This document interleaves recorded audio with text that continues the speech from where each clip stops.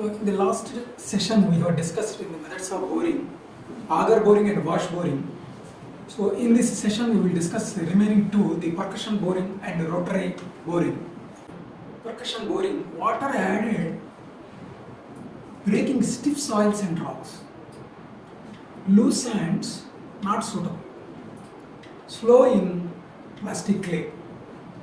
Lower end of the rod, churning bits are there. Repeated blows applied. And this is the corresponding diagram. And if you see the process, a heavy drill bit is suspended from the drill rod or a cable and it is driven by repeated blows. Water is added to facilitate breaking of the stiff soil or rock. The slurry of the pulverized material is bailed out at intervals. Formation badly disturbed by impact. Pulverized slurry bailed out using a bailer or sand pump. Casing pipe if sides of the borehole cave in. It is suitable for boulderly and gravelly soils. So now we will move on to the next methods of boring.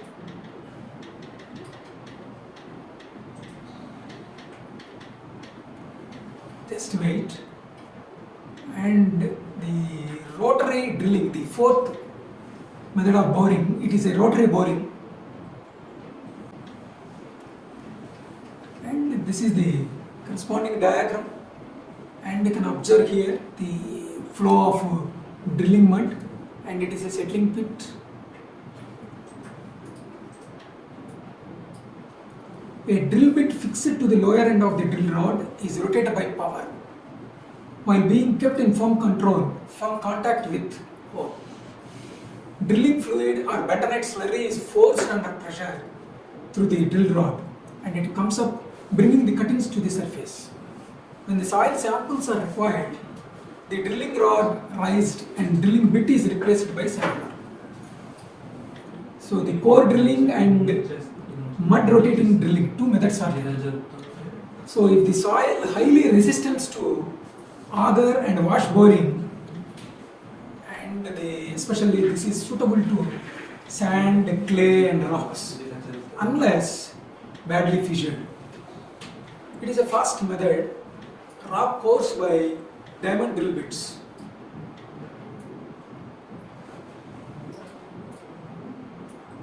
So now we will move on to next topic, soil samples. Soil samples, disturbed samples, especially the structure modified or destroyed during sampling.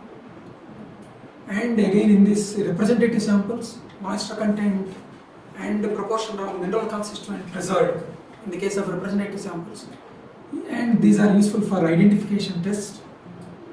Whereas in non-representative samples, soils from other layers mixed and mineral constituents altered, so no use. Whereas undisturbed soils, original structure retained or preserved, material properties no change, no alteration, and the design features affecting sample disturbance. Design features affecting sample disturbance. So please wait. And it is based on IS 1892-1979. And if you see this sampler, so the D1, D2, D3, D4, and you can observe sampling tube and cutting edge. Where D1, it is the inner diameter of cutting edge. So if you see here, D1, inner diameter of cutting edge.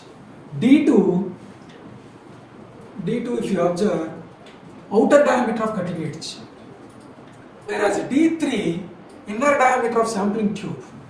So you can observe here, D3, inner diameter of sampling tube, and D4, outer diameter of sampling tube.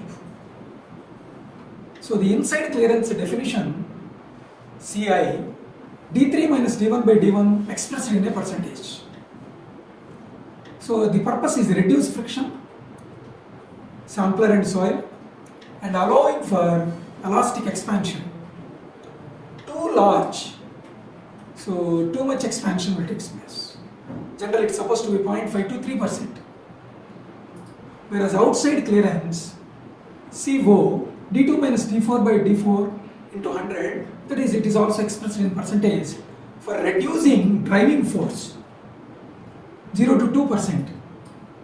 Area ratio, so it is defined as ratio of a maximum cross-sectional area of the cutting edge to area of soil sample, which is also equal to dt square minus d1 square by d1 square into 100. For UD sampling, for stiff formations, not greater than 20% area ratio, whereas a soft sensitive clays less than or equal to 10%. Recovery ratio, it is defined as ratio of recovered length of the sample to the penetration length of sampler. When LR equal to 1, it is a good recovery. LR less than 1, it is a compressed. LR greater than 1, it is swelled soil. And inside wall friction, smooth, smeared with oil. And design of non-written wall, orifice provided, larger area, so allow air and water escape. So closed when the sampler is withdrawn. So we will continue the next topics in the next session.